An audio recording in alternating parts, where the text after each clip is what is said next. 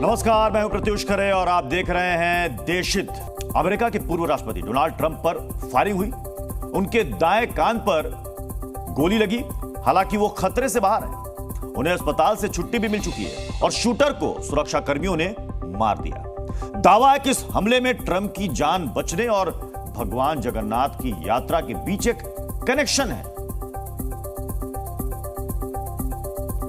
असल में आज से करीब 48 साल पहले ट्रंप ने जगन्नाथ यात्रा के लिए एक बड़ा फैसला लिया था और आज जब चुनावी रैली में ट्रंप बाल बाल बचे तो उसे जगन्नाथ यात्रा से जोड़कर भी देखा जा रहा है। ट्रंप ने साल 1976 में आखिर ऐसा क्या किया था जिसने आज उनको हमलावर की जानलेवा गोली से बचा लिया? इसकी पूरी कहानी आपको बताएंगे, लेकिन पहले देखिए कि आज अमेरिका की सीक्रेट सर्विस का कड़ा पहरा होने के बावजूद ट्रंप को गोली कैसे लग गई। क्या ट्रंप की सुरक्षा में कोई खामी मौजूद थी? इन सारे सवालों के जवाब आपको अमेरिका से आई तस्वीरों पर तैयार हुई रिपोर्ट में मिलेंगे। देखिए। फायरिंग के कुछ सेकंड पहले ट्रंप ने अपना चेहरा दाहिनी तरफ घुमाया। अगर उन्होंने ऐसा न किया होता तो शायद गोली सीधे उनके सिर पर लगती। अमेरिका के पेंसिल्वेनिया में ट्रंप मंच पर आए। जैसे ही उन्होंने बोलना शुरू किया, फायरिंग की आवाज आने लगी।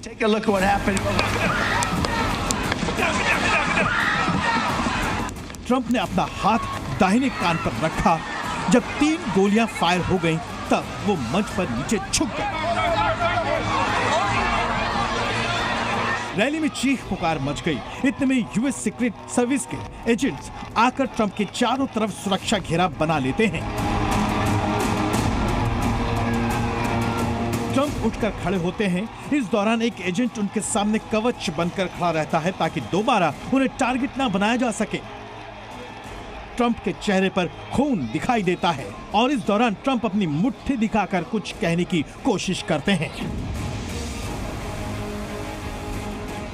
सुरक्षाकर्मी एक घेरा बनाकर ट्रंप को अपनी कार में लेकर सुरक्षित लोकेशन की तरफ ले जाते हैं। इस समय तक ट्रंप को अस्पताल से छुट्टी मिल चुकी है। उनको किसी तरह का कोई खतरा नहीं। अब पूरे मामले को समझने के लिए आपको वापस हमले के समय की तस्वीरें दिखाते हैं। जब ट्रंप मंच पर भाषण देने आए तो उनके करीब पास की इमारत की छत पर सीक्रेट सर्विस के जवान लंबी दूरी तक मार करने वाली राइफल के साथ तैनात थे। इनका काम ट्रंप पर आने वाले किसी भी खतरे को दूर से ही उड़ा देना। पेंसिल्वेनिया पुलिस ने बताया कि ट्रंप पर करीब 450 फीट दूर मौजूद इमारत की छत से फायरिंग की गई। ये लोकेशन ट्रंप के मंच के ठीक सामने थी। हमलावर और ट्रंप के मंच के बीच कोई इमारत या पेड़ मौजूद नहीं था, यानी उसके लिए ट्रंप को निशाना बनाना आसान था। हमलावर के पास AR-15 राइफल थी जो 1800 फीट की दूरी तक सटीक निशाना लगा सकती है। हमलावर ने राइफल से 8 राउंड गोलियां चलाई। पहले राउंड में 3 और दूसरे राउंड में 5 गोलियां चली। फायरिंग होते ही सीक्रेट सर्विस के एजेंट ने गोलियां चलाकर संदिग्ध शूटर थॉमस मैथ्यू क्रुक्स को मार गिराया। अमेरिकी जज एजेंसी FBI का दावा है कि हमलावर ट्रंप की रिपब्लिकन पार्टी का ही सपोर्टर है। हालांकि अब तक ये पता नहीं चला है कि 20 साल के क्रुक्स ने ट्रंप पर गोली क्यों चलाई थी। ट्रंप की रैली के बाहर मौजूद एक चश्मदीद ग्रेग ने मीडिया को बताया कि गोलियां चलने की आवाज आने से चंद मिनट पहले उसने मंच के सामने मौजूद बिल्डिंग की छत पर एक संदिग्ध शख्स को कोहनियों के बल रेंगते हुए देखा था। अमेरिका में पूर्व राष्ट्रपति की सुरक्षा में कई एजेंसियां शामिल होती हैं। ट्रंप की सुरक्षा की जिम्मेदारी प्रेसिडेंशियल सीक्रेट सर्विस FBI और स्थानीय पुलिस की होती है। ट्रंप की सुरक्षा में 24 घंटे 75 सुरक्षा अधिकारी तैनात रहते हैं। स्पेशल फोर्स भी साथ मौजूद होती है। किसी भी इवेंट में पूर्व राष्ट्रपति के शामिल होने से पहले चारों तरफ सुरक्षा घेरा तैयार किया जाता है और पूर्व राष्ट्रपति के पहुंचने से पहले सीक्रेट सर्विस के एजेंट्स उस जगह की सुरक्षा को चेक करते हैं। हालांकि इसके बावजूद ट्रंप पर दिन दहाड़े हमला हो गया। अमेरिकी राष्ट्रपति जो बाइडेन ने घटना के करीब 4 घंटे बाद ट्रंप से बात की। बताया जा रहा है कि वॉशिंगटन डीसी में सुरक्षा अधिकारियों से हमले पर पूरी ब्रीफिंग लेंगे। अमेरिका में चुनाव के ठीक पहले हुए इस हमले का राष्ट्रपति चुनाव पर असर पड़ना तय माना जा रहा है। राष्ट्रपति जो बाइडेन की उम्मीदवारी पर सवाल बरकरार है। माना जा रहा है कि रिपब्लिकन पार्टी की तरफ से ट्रंप को उम्मीदवार बनाया जा सकता है और अगर ट्रंप ने चुनाव लड़ा तो उनको सहानुभूति के वोट मिल सकते हैं। ब्यूरो रिपोर्ट, जी मीडिया। प्रधानमंत्री नरेंद्र मोदी ने भी ट्रंप पर हमले की कड़ी निंदा की। उन्होंने कहा कि राजनीति और लोकतंत्र में हिंसा की कोई जगह नहीं है। मोदी ने ट्रंप के जल्द स्वस्थ होने की कामना भी की है। लोकसभा में विपक्ष के नेता राहुल गांधी ने भी हमले पर गहरी चिंता जाहिर की है। लेकिन अगर ट्रंप पर चली गोली अपने रास्ते से 1 इंच भी दूर होती तो यह ट्रंप के लिए जानलेवा साबित हो सकती थी। क्या ट्रंप इसलिए बच गए क्योंकि उन्होंने 48 साल पहले न्यूयॉर्क में पहली रथ यात्रा शुरू करने में बड़ा किरदार निभाया? जगन्नाथ को मानने वाले इन दोनों घटनाओं में सीधा संबंध बता रहे हैं।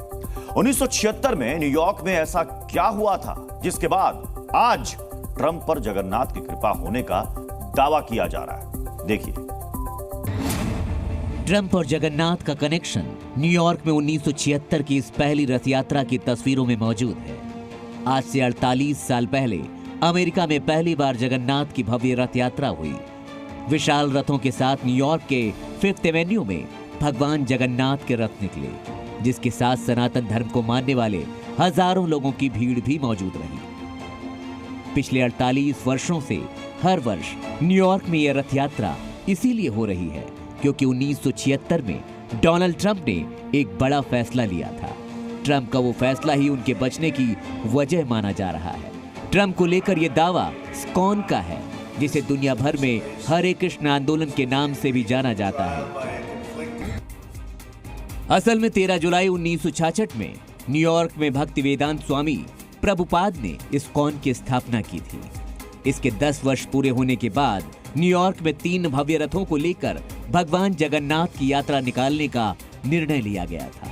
तब इस्कॉन के भक्तों को न्यूयॉर्क के मैनहट्टन में जगन्नाथ के रथ निर्माण के लिए एक बड़ी जगह चाहिए थी, जहां रथों को तैयार करें और उन्हें यात्रा मार्ग पर लाया जा सके।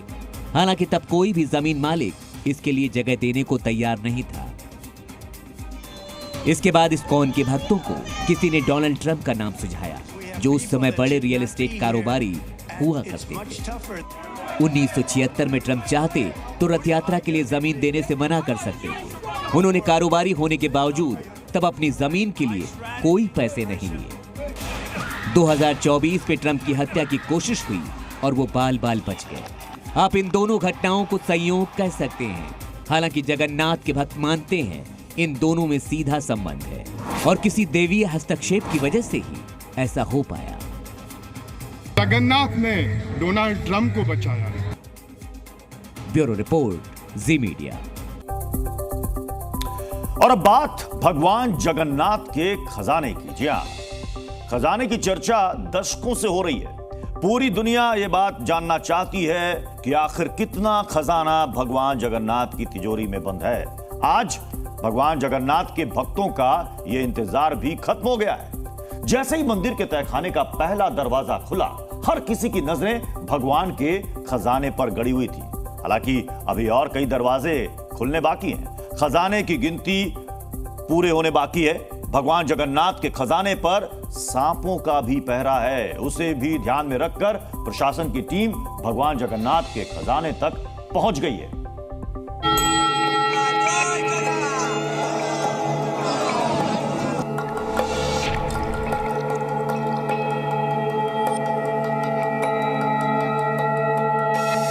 ये बड़े बड़े बक्से यहाँ पर लाए गए हैं।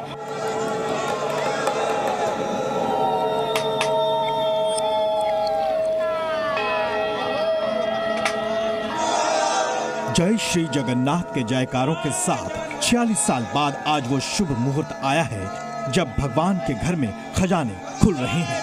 पुरी में जगन्नाथ भगवान के जो श्रद्धालु थे उनका इंतजार खत्म हुआ और आज ही के दिन रत्न भंडार के द्वार खोले गए। लंबे समय से ये मांग चल रही थी कि रत्न भंडार का द्वार खोला जाए और जनता को, खासकर जगन्नाथ भगवान के जो श्रद्धालु हैं, उनको इस बात की जानकारी दी जाए कि आखिर जगन्नाथ भगवान के पास खजाना कितना है। जैसे ही 8 दरवाजों में से पहला दरवाजा खुला, मंदिर के प्रांगण में हलचल तेज हो गई। भंडार गृह में लकड़ी के 6 संदूक भेजे गए हैं। आपको बता दें कि आज भगवान जगन्नाथ मंदिर के रत्न भंडार खोलने की प्रक्रिया का शुभारंभ हुआ है। भीतर संदूकों को पहुंचाया जा रहा है तो बाहर प्रशासन ने सुरक्षा व्यवस्था अभेद्य बनाई है, जबकि श्रद्धालु इस खजाने की जानकारी जानने के लिए उत्सुक हैं। हम लोग को बहुत ऊंचा है। हम लोग बचपन से सुना था कि भंडार खुला था, अभी खुलेगा। हम लोग बहुत ऊंचा है, लेकिन जगन्नाथ जी कौन चीज है हम लोग को कोई जानते नहीं है ना, वो गिनती करके हम लोग जान जाएंगे। भगवान का सब जबरदस्त सब गिनती मिनती होगा। पिछले 45 साल तक खुला नहीं है, इस बार इस नया सरकार आए हैं खुल रहे हैं। कीमती सामानों की डिजिटल लिस्टिंग भी हो रही है, साथ ही इनके वजन और निर्माण से जुड़ी एक डिटेल भी दर्ज की जाएगी। विश्वास है कि प्रभु की कृपा है, सब कुछ आसान होगा। विश्व भर में जगन्नाथ प्रेमी की अपेक्षा थी कि रत्न भंडार को एक मिस्ट्री बना के अलग जो सरकार थे उन लोगों ने रखे थे, और देखते हैं खुलने के बाद ही पता लगेगा कितने रत्न है प्रभु के पास। खजाने के खोलते वक्त भंडार गृह में करीब 11 लोग मौजूद हैं। बताया जाता है कि दशकों से बंद इस खजाने की रखवाली खुद यहाँ सांप भी करते हैं, इसलिए यहाँ सांप पकड़ने वालों की एक टीम को भी बुलाया गया है।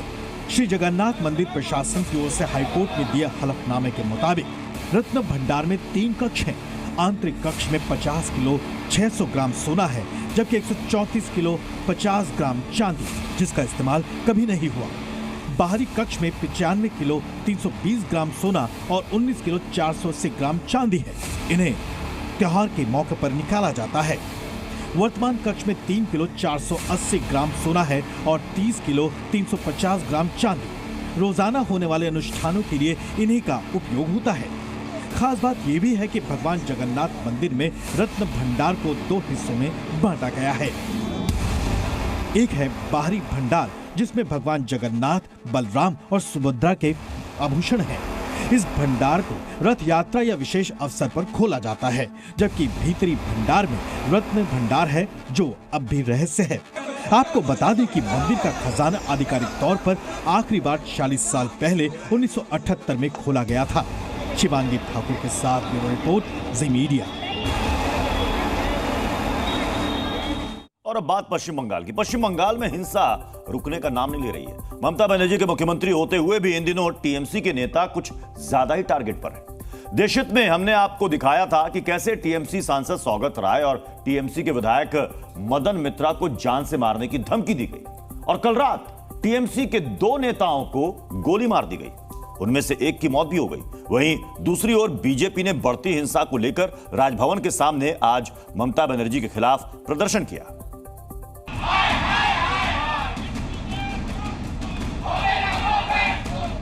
ना बीजेपी ना टीएमसी, बंगाल में सबकी जान खतरे में है। एक तरफ मातम है और दूसरी ओर आक्रोश। एक तरफ सियासी रंजिश में अपने को खोने का दर्द है, तो दूसरी ओर चुनावी बदले का दंश। एक तरफ टीएमसी के उन नेताओं का परिवार है जिन्हें गोली मारी गई, तो दूसरी ओर बीजेपी के वो कार्यकर्ता जो लोकसभा चुनाव के बाद से ही जान के डर से अपने घर नहीं गए और कोलकाता में राजभवन के सामने इंसाफ मांग रहे हैं।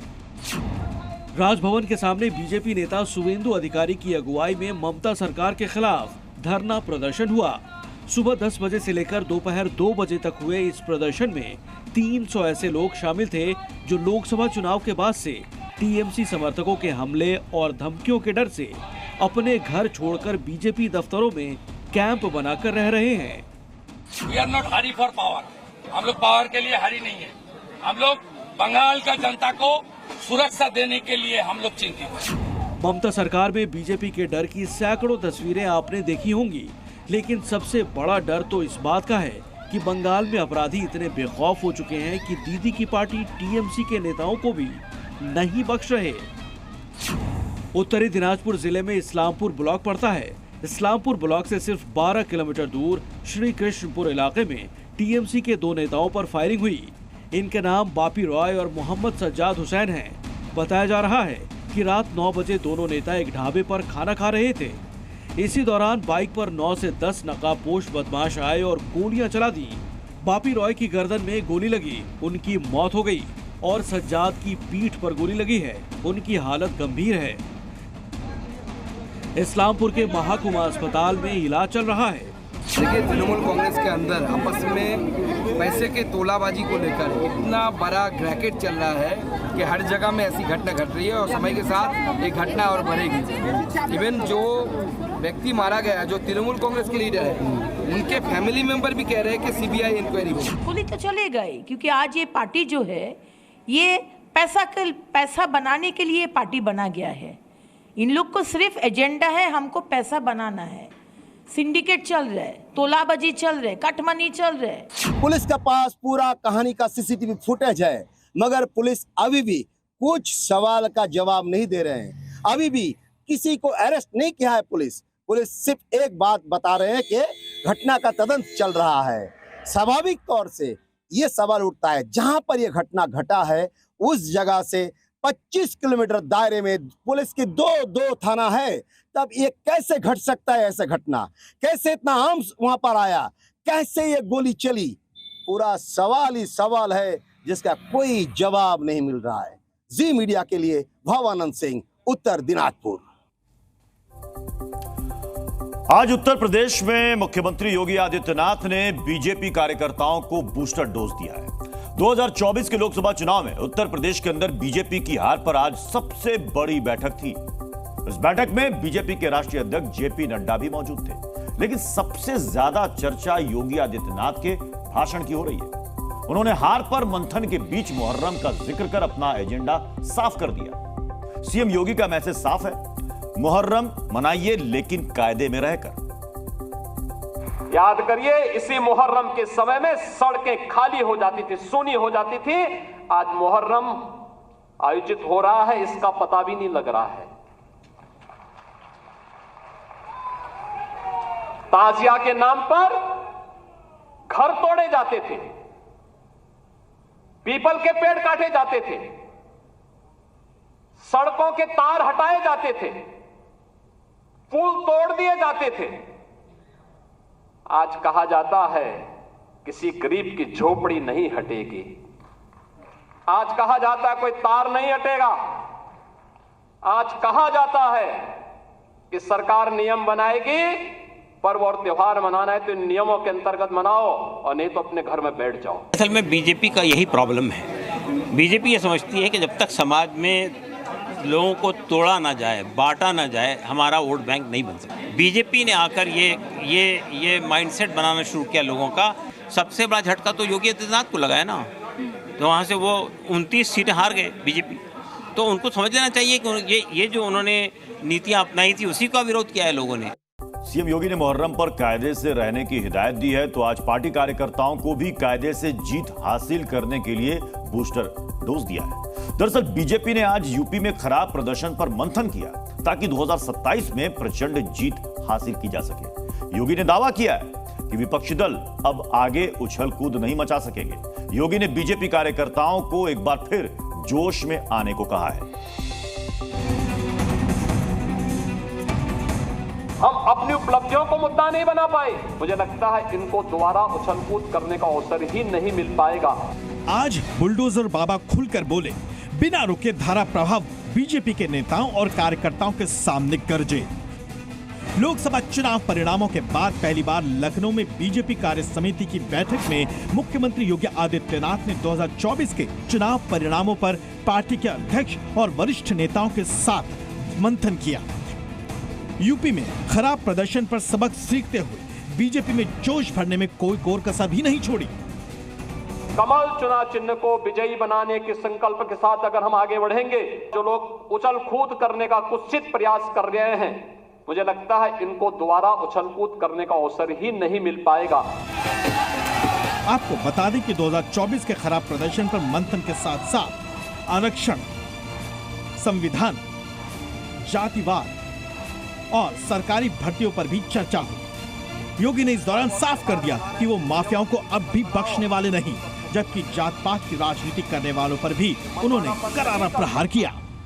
आज आप देखते होंगे इन माफियाओं के लिए फातिया पड़ने वाले लोग किस प्रकार से चिल्ला करके फिर से चुनौती देने की स्थिति में आए हैं। आपकी इस ताकत को जाति के नाम पर विभाजित करके शक्ति को छिन्न भिन्न करने का जो पाप अभी चुनाव के दौरान हुआ है,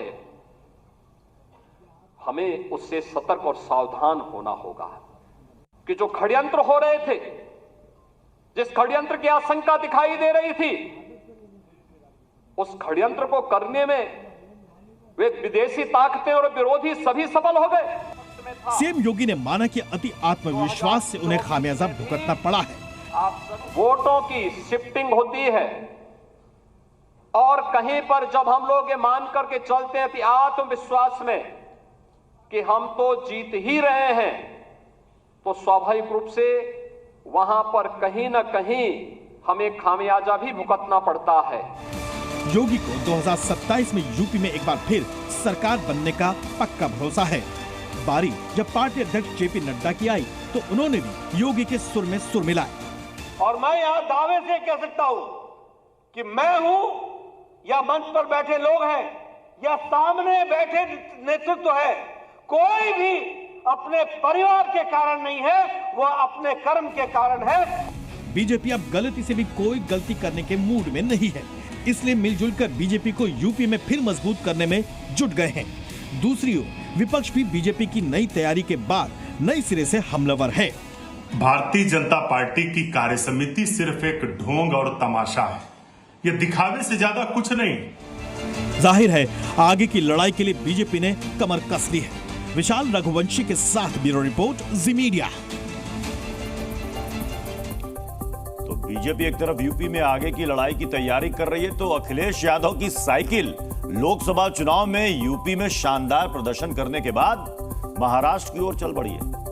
अखिलेश यादव और उनके कार्यकर्ताओं का जोश हाई है, इसलिए इंडिया गठबंधन को चुनावी मैदान में आगे भी मजबूत करने के इरादे से अखिलेश यादव मंथन कर रहे हैं।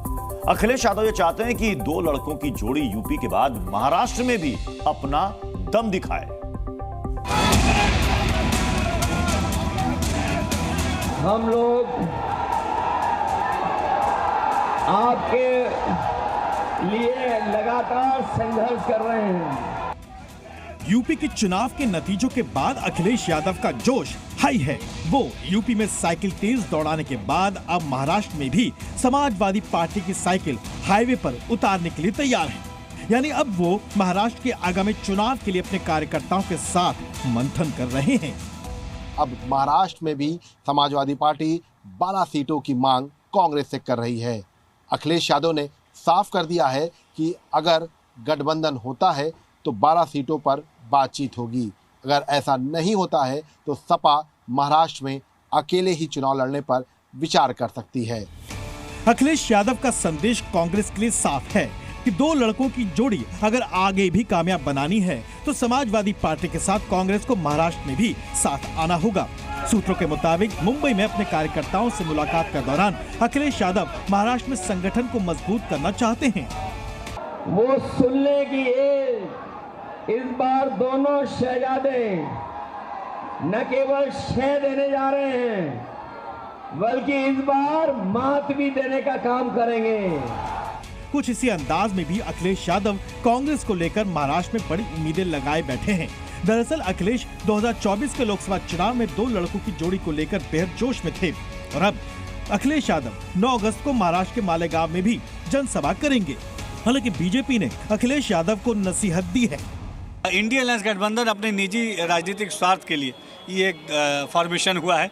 उनका समाज का विकास, समाज की उन्नति, प्रदेश का विकास ये उनका एजेंडा नहीं है, जनता जानती है। वो केवल और केवल अपने निजी राजनीतिक स्वार्थ को पूरा कर रहे हैं। वैसे 2 दिन पहले ममता बनर्जी ने उद्धव ठाकरे और शरद पवार से मुलाकात कर महाराष्ट्र में एनडीए बनाम इंडिया के बीच महासंग्राम के स्क्रिप्ट लिखना शुरू कर दिया है। जो काम किया है, अगर वो काम पूरा नहीं कर पाए हैं तो समाजवादी लाओ, उस काम को पूरा करेंगे। विशाल रघुवंशी के साथ ब्यूरो रिपोर्ट, जी मीडिया। उत्तर प्रदेश में बीजेपी का काम 2 लड़कों ने खराब कर दिया। राहुल गांधी और अखिलेश यादव की दोस्ती ने लोकसभा चुनाव में डबल इंजन की सरकार को जिस तरह से पानी पिलाया, उससे अभी भी बीजेपी उभरी नहीं है। बीजेपी राहुल अखिलेश की जोड़ी को जमते हुए नहीं देखना चाहती और यही वजह है कि आज बीजेपी के यूपी प्रदेश अध्यक्ष भूपेंद्र चौधरी ने अखिलेश यादव को अलर्ट भेजा है। उन्होंने कहा है कि कांग्रेस भस्मासुर है, वो समाजवादी पार्टी का बेड़ा गर्क कर देगी। अखिलेश यादव जी, मैं आपको सावधान कर रहा हूं कि कांग्रेस भस्मासुर है और बहुत ही जल्दी आपको ठिकाने लगाने का काम करेगी। कांग्रेस की नजर में आपके मुस्लिम वोट पर है। कांग्रेस की सोच और उनकी कार्यशैली, लोकतंत्र की कोई गुंजाइश नहीं है। कांग्रेस का एक इकोसिस्टम है जो हारने वालों को जीता हुआ बताकर जीतने वालों पर प्रश्न खड़े करता है। बड़े बड़े माफिया, दबंग नेता, गैंगस्टर्स, पत्थरबाज, बाबा के बुलडोजर ने सबका हिसाब किया है। अवैध कब्जे के खिलाफ योगी का बुलडोजर अब भी दौड़ रहा है, लेकिन आज की खबर में नया एंगल यह है कि अब बाबा का बुलडोजर बाढ़ के खिलाफ भी चलेगा। सही सुना आपने, बाढ़ के खिलाफ।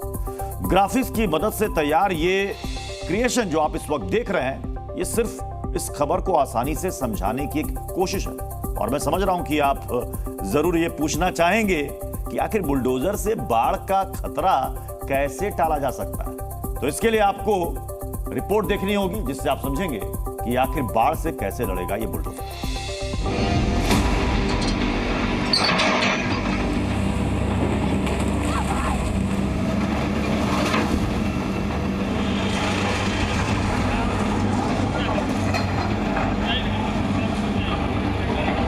प्रदेश का बाराबंकी जिला पीलीभीत और श्रावस्ती की तरह ही इस समय बाढ़ से जूझ रहा है।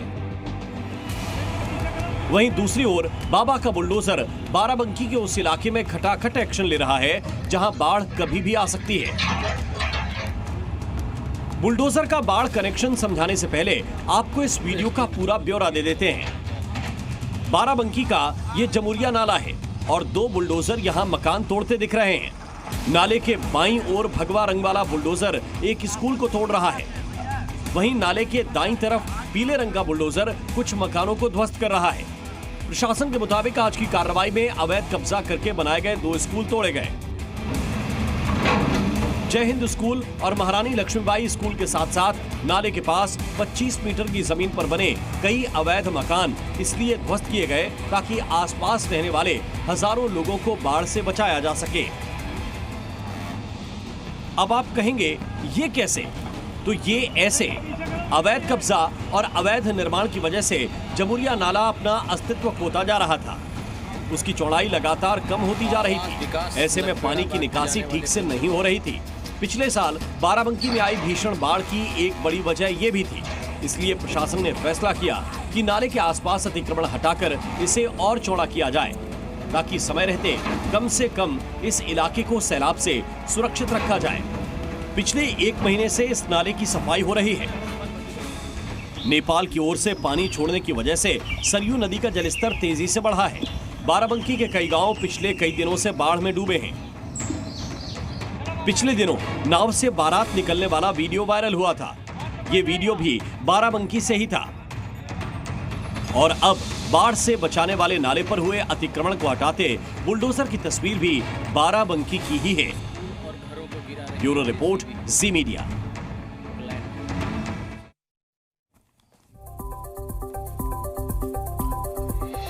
और देशहित में अब आपको बुलडोजर पर भाईजान के दर्द भरे नगमे सुनाएंगे। एआईएमआईएम अध्यक्ष असदुद्दीन ओवैसी के बारे में हर कोई जानता है कि उनकी नीति और राजनीति दोनों साफ है। उन्हें खुद को मुसलमानों का मसीहा बनना है और इसी वजह से वो हर मंच पर मुस्लिम कार्ड चलने की पूरी कोशिश करते हैं। जिस बुलडोजर को यूपी के सीएम योगी आदित्यनाथ अवैध कब्जे का दुश्मन बताते हैं, उसी बुलडोजर को भाईजान मुस्लिमों का दुश्मन कहकर पेश करते हैं। क्या आपने बुलडोजर पर भाईजान के दर्द भरे नगमे सुने? घर सबसे ज्यादा बुलडोजर से तोड़े जा रहे हमारे मुसलमानों के। लव जिहाद हमारे पे इल्जाम, तो हर चीज का हम पे सवाल भी हमसे होता है। जब से लखनऊ के अकबर नगर में योगी का बुलडोजर चला है, तब से भाईजान बुलडोजर ज्यादा कर रहे हैं। गए थे महाराष्ट्र, बात कर रहे थे चुनाव पर, लेकिन जिक्र कर दिया बुलडोजर का। पूरा मुस्लिम कम्युनिटी को टारगेट करके बीजेपी ने जीता ना, जितने सीट जीते। बुलडोजर चल रहा है किसके घर पे? मुसलमानों घरों पे। 8 मुसलमानों का मॉब लिंचिंग हो गया 4 जून के बाद मुसलमानों से। अरे भाई, निशाना तो हम बन रहे हैं ना। भाईजान अवैध मस्जिद टूटते हुए तो देख लेते हैं, लेकिन जब अवैध कब्जा करके बनाया गया मंदिर तोड़ा जाता है तो इनकी आंख बंद हो जाती है। भाईजान ये तो देख लेंगे कि लखनऊ के पंत नगर में शमसुद्दीन इमरान और फरहान सिद्दीकी का मकान टूटने वाला है, लेकिन इसी पंत नगर में पाठक जी का घर भी बुलडोजर के टारगेट पर है। ये बात वो छिपा लेंगे। क्या नाम है आपका? पाठक जी ने अपने घर के मेन गेट पर रजिस्ट्री की कॉपी चिपका दी है। सिर्फ इन्होंने ही नहीं, सिद्दीकी, अख्तर और खान साहब ने भी अपने अपने घरों पर रजिस्ट्री की कॉपी इसी तरह लगा रखी है। इनका यह अनोखा तरीका है प्रशासन के बुलडोजर एक्शन के खिलाफ अपनी आवाज उठाने का। क्या नाम है आपका? मेरा सबिया हुसैन नाम है। पंतनगर के ही हम रहने वाले हैं। ये मेरा ही घर है और सभी लोग यहाँ परेशान, बहुत ज़्यादा परेशान हैं। इसी वजह से हमने ये गवर्नमेंट को दिखाना चाहते हैं कि मेरे पास पूरा पक्का प्रूफ है कि हम लोग मतलब सभी कुछ मेरे पास है, और फिर भी गवर्नमेंट हमारे यहाँ निशान लगा रही, हम लोग को परेशान कर रही है। और सरकारी नक्शा जो है वो भी हमारे पास है। 1 नंबर ज़मीन है, कहीं पे कोई कमी नहीं है। अब इसको अवैध बता रहे हो। ये जो दाखिल खारिज है, तो ये रजिस्ट्री आप यहाँ पे चिपका कर अधिकारियों को बताने की कोशिश कर रहे हैं कि ये रजिस्ट्री है? जी, ये हम बताने की कोशिश कर रहे हैं कि हमारी ओरिजिनल रजिस्ट्री है, और जब दाखिल खारिज भी है और इस पर बैंक का लोन भी है, सारी चीज़ें हैं, तो कैसे अवैध हो गई? ये नाजायज़ है। अब नाजायज़ कैसे है? हमारी जब रजिस्ट्री है और इस खारिज दाखिल है तो कैसे नाजायज़ होगा? ऐसे कोई कागज देखने को तैयार नहीं है? ऐसे कोई देखने के लिए तैयार नहीं, पूछने के लिए तैयार नहीं है। अब हम बहुत गरीब बने, गरीब एक बहुत गरीब। तुम मोहल्ले में पता कर लो कि कौन हमारे हालात है। कटोरा लेके भीख मांगे वाले मुर्गे कि दुनिया ते मंजूरी मेहनत कई के अपनी मड़ी हम कमा बना खा तो कितना चाहे बचता है, चाहिए न और कुछ नहीं। किसी ने पूरी कमाई इस घर को बनाने में लगा दी, किसी ने बैंक से लाखों का लोन लेकर मकान बनाया। कोई 25 साल से यहाँ रह रहा है तो कोई 3 दशक से। सरकार ने खुद यहाँ विकास के कई काम किए, सीवर लाइन डाली गई, लेकिन अब प्रशासन की तरफ से कहा जा रहा है कि ये तो ग्रीनलैंड है। लखनऊ विकास प्राधिकरण ने सिंचाई विभाग से इलाके का नक्शा मांगा है। उसके बाद 3D नक्शे से उन मकानों को चिन्हित करने की तैयारी है जो कि टूटेंगे। बताया जा रहा है कि पंतनगर में 850 घर तोड़े जाएंगे, वहीं अबरार नगर में 700 घर और रहीम नगर में 200 घर तोड़े जाने हैं। इससे पहले अकबर नगर में अवैध निर्माण पर बुलडोजर एक्शन हुआ था, जहां कुकरैल नदी के आसपास 1100 से ज्यादा मकान तोड़े गए ताकि नदी का सौंदर्यीकरण हो सके, उसे नया जीवन दिया जा सके। और पंतनगर इसलिए टारगेट पर है क्योंकि यहाँ एक नाले को अवैध अतिक्रमण से मुक्त कराना है। मूसलाधार बारिश से बाढ़ और बाढ़ से सिस्टम पर प्रहार, और फिर खुल गई सिस्टम की पोल। यूपी में मानो समंदर घुस आया है। मुंबई में बारिश थम नहीं रही है और बिहार में बर्बादी की बारिश ने सारी व्यवस्था चरमरा कर रख दी है। आज आप एक एक तस्वीर देखिए और तय कीजिए कि आखिर बारिश से तबाही हो रही है या फिर सिस्टम भी इसके लिए जिम्मेदार है।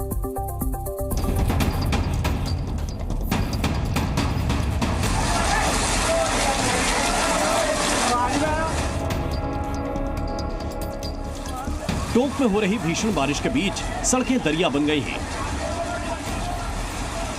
हालात ये हो गए कि यहां एक मोटरसाइकिल भी बह गई। लोगों की मुसीबतें लगातार बढ़ती जा रही हैं। ये किसी के घर की छत नहीं बल्कि बस की छत से पानी टपक रहा है। झमाझम बारिश से बस की जर्जर हालत की भी कलई खुल गई है। इस वायरल वीडियो में चित्रकूट से बांदा आ रही बस की तस्वीरें बताई जा रही हैं। यहाँ या तो बारिश का साइड इफेक्ट है या फिर मौसम की क्रूरता। लेकिन इस भाई को अपनी बहन के शव को कंधे पर लेकर जाना पड़ा है। हालांकि इस वायरल वीडियो की जांच के मुताबिक ये शख्स अस्पताल से शव को गाड़ी में लेकर रवाना हुआ था, लेकिन बाढ़ जैसे हालात ने रास्ता रोक लिया। जबकि ये तस्वीरें संगम नगरी प्रयागराज की हैं। यहाँ गंगा और यमुना नदी उफान पर हैं। जलस्तर बढ़ने से किनारों पर अपना कारोबार करने वाले लोग पलायन कर रहे हैं। यूपी के हरदोई में भी हालात ऐसे हैं कि यहाँ 100 से ज्यादा गांव प्रभावित हो गए हैं। जबकि बलरामपुर में लगातार हो रही बारिश से बाढ़ जैसी स्थिति पैदा हो गई है। यहां कुछ देर पहले जोरदार बारिश हुई और पूरा सिस्टम खाट पर नजर आने लगा। दरअसल मध्य प्रदेश के सागर जिले के इस गांव में बारिश हुई तो सड़क दलदल बन गई। लोगों को इस बीमार बुजुर्ग को मजबूरी में ऐसे ही कंधे पर लेकर जाना पड़ा। यहाँ 2 किलोमीटर पक्की सड़क भी नहीं है। यहाँ मुजफ्फरपुर में बाढ़ और बारिश कहर बनकर टूटी है। कई गांवों में बाढ़ का पानी दबंगई दिखाते हुए घुस आया है। लोगों पर संकट के बादल लगातार मंडरा रहे हैं। विभाग को सूचना दे दिए हैं कि विद्यालय में पानी आ गया है, बच्चे सबको कैसे पठन पाठन होगी। सोने के जगह नहीं है, पानी पीने के जगह नहीं, इतना दूर से लाने नहीं सकता है पानी। पूरा पानी से आंगन घर सब डूब गया हुआ है। खाना पकाने का कोई साधन नहीं है। अभी तक कहीं से प्रशासन हम लोग का सहायता नहीं किया है। जबकि बिहार के बेतिया में बाढ़ और बारिश से भारी तबाही हुई है। पहली ही बारिश में नगर परिषद और जिला प्रशासन की तैयारियों की पोल खुल गई। अस्पताल में पानी भर गया है। वीडियो सूरज कुमार अपने आवास में घुसे पानी को दिखा रहे हैं। बेडरूम से लेकर किचन तक पानी घुस गया है।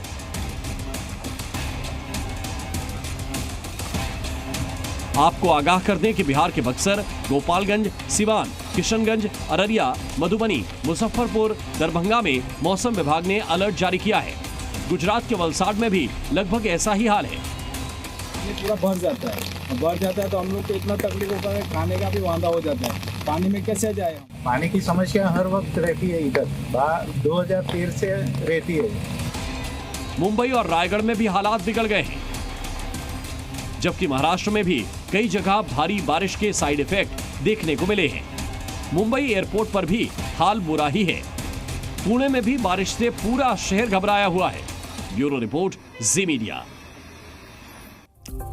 अमेरिका के पूर्व प्रेसिडेंट डोनाल्ड ट्रंप पर जानलेवा हमले के बाद रूस की सेना ने अपने तोप के गोलों पर ट्रंप का नाम लिख दिया है और ऐसी तस्वीरें सामने आई हैं जिसमें तोप के गोले पर रूसी भाषा में ट्रंप का नाम लिखा गया है और दावा किया गया कि ये बारूदी गोले ट्रंप और उनके घायल हो चुके कान के लिए है। रूस की तरफ से दावा किया गया है कि वो इन गोलों को यूक्रेन पर हमले के लिए इस्तेमाल करेगा। अमेरिका में चुनाव प्रचार के दौरान ट्रंप बार बार कहते रहे हैं कि अगर वो बाइडेन की जगह अमेरिका के मौजूदा राष्ट्रपति होते तो यूक्रेन युद्ध को एक ही दिन में खत्म करा देते। अमेरिका में विरोधी नेता ऐसे दावे करते हैं कि ट्रंप और पुतिन के बीच गहरी दोस्ती है, इसलिए जब ट्रंप पर जानलेवा हमला हुआ तो रूस ने अपने तोप के गोलों पर ट्रंप का नाम लिखकर अनोखे अंदाज में अमेरिका को टारगेट किया है।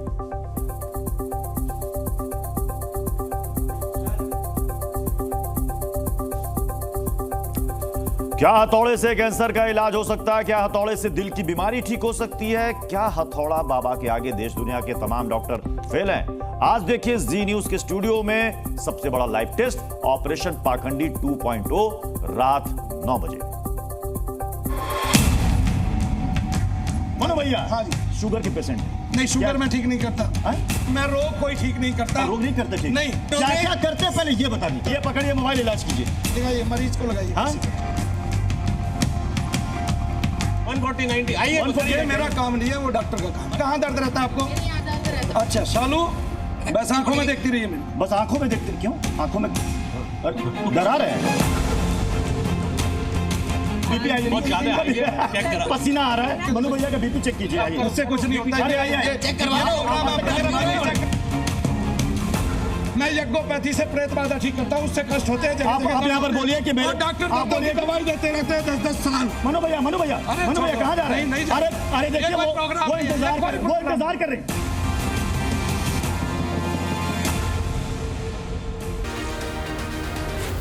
जी न्यूज़।